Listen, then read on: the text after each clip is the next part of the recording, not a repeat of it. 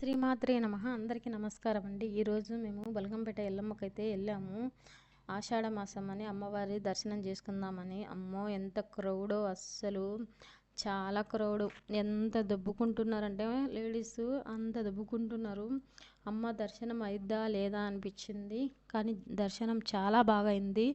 అసలు అమ్మవారు అయితే ఎంత బాగున్నారో, అసలు చాలా బాగున్నారు.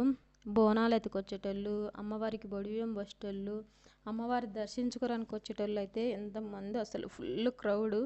చాలా మంచిగా అనిపించింది అమ్మవారిని అలా చూడడము. అస్సలు ఎంత లైన్ అంటే అంత లైను.